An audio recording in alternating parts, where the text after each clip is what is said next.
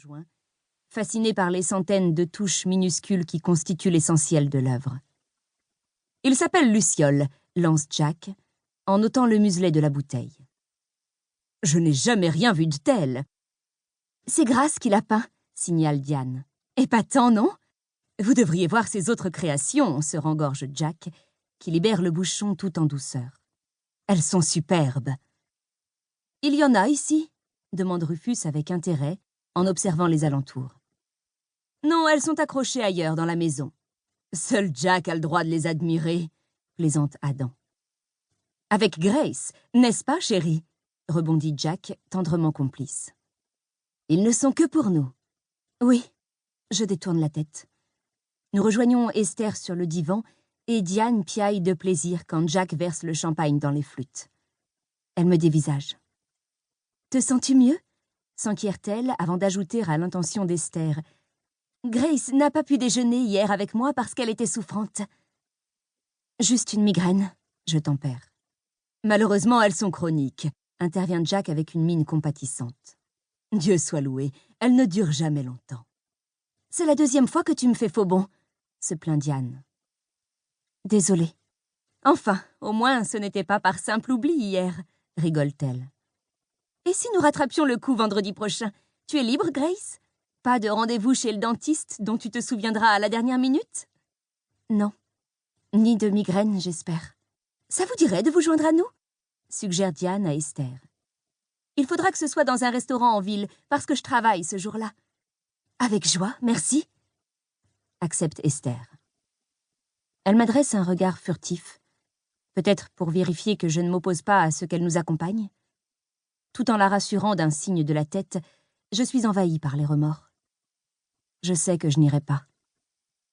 Jack demande un instant d'attention et porte un toast à Esther et Rufus, à qui il souhaite la bienvenue dans la région. Je lève mon verre, avale une gorgée de champagne. Les bulles pétillent dans ma bouche et, soudain, je suis bien. J'essaie de savourer la sensation, mais, fugace, elle disparaît aussi vite qu'elle a surgi.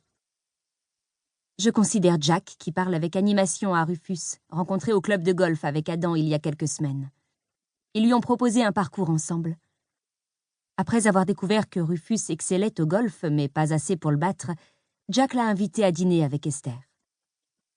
Je n'ai qu'à les observer pour saisir qu'il désire impressionner le nouveau venu.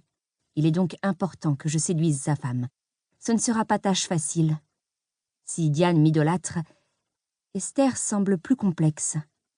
Je m'éclipse afin d'aller chercher à la cuisine les canapés que j'ai concoctés un peu plus tôt et pour mettre la dernière touche au repas. L'étiquette, Jack est pointilleux à ce sujet, exige que je ne m'absente pas trop longtemps. Aussi, je m'empresse de battre en neige les blancs d'œufs qui attendent dans un saladier avant de les ajouter à la préparation du soufflé déjà prête. Avec un coup d'œil nerveux à la pendule, je place le mélange dans des ramequins individuels, puis les enfourne au bain-marie. Je vérifie soigneusement l'heure. Un instant, une bouffée de panique me submerge à la perspective de commettre un faux pas. Mais, me rappelant que la peur est mon pire ennemi, je m'exhorte au calme et regagne le salon avec mon plateau d'amuse-gueule. Je les présente aux uns et aux autres, reconnaissante pour les compliments unanimes, parce que Jack n'aura pas manqué de les entendre.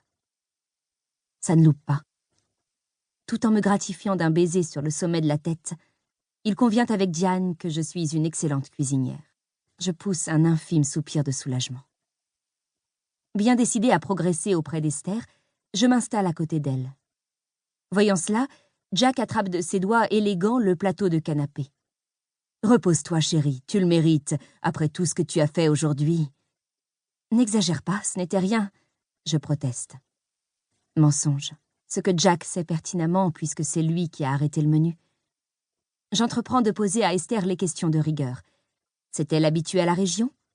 Inquiétée à l'idée de quitter le Kent? Ses deux enfants se sont-ils habitués à leur nouvelle école? J'ignore pourquoi, mais que je sois aussi bien renseignée a le don de l'irriter.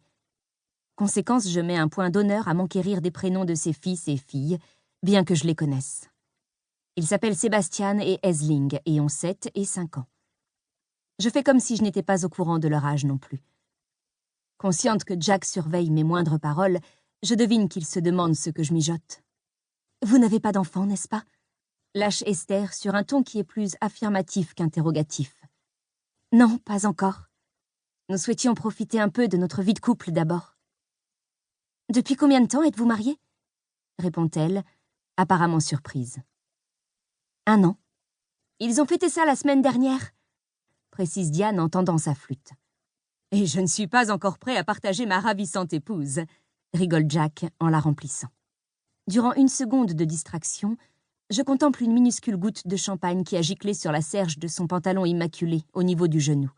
Pardonnez mon indiscrétion, reprend Esther, mais l'un de vous deux a-t-il été marié avant?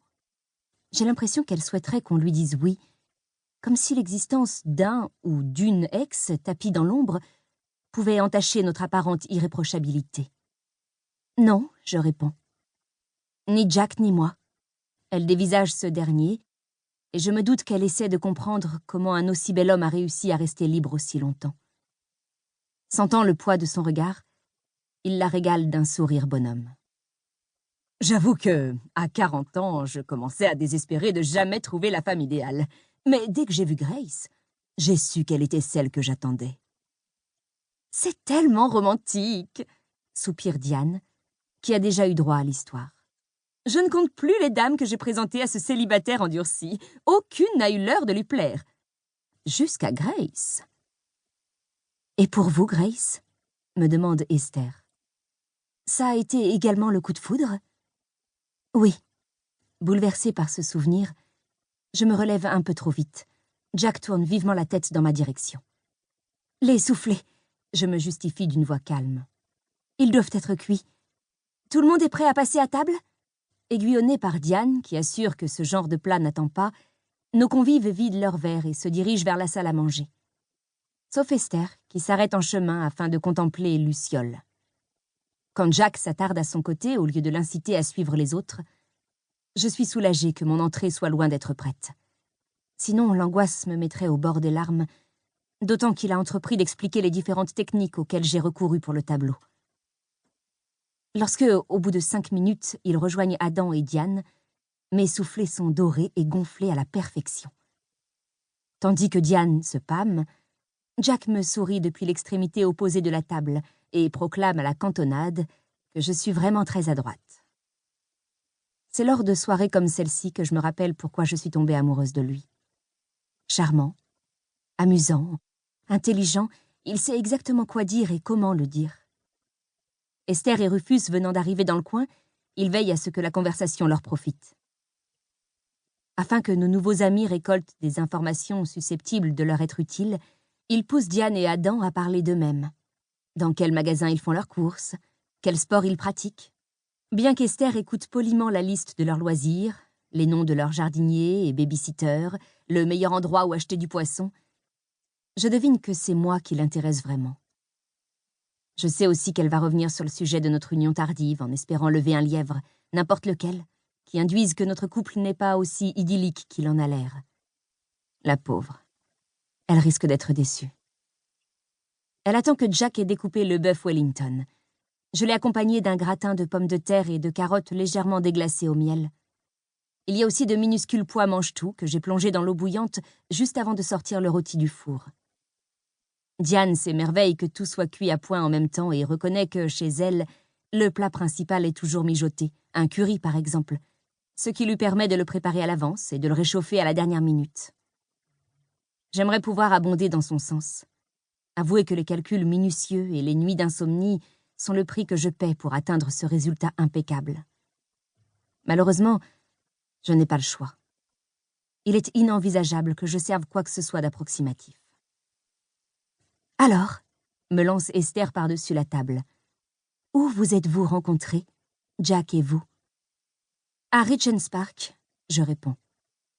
Raconte-lui, m'encourage Diane, sa peau diaphane rosie par le champagne. J'hésite une minute car je l'ai déjà fait. Mais comme Jack aime m'entendre débiter cette histoire, il est dans mon intérêt de la répéter. Par bonheur, Esther vient à mon secours.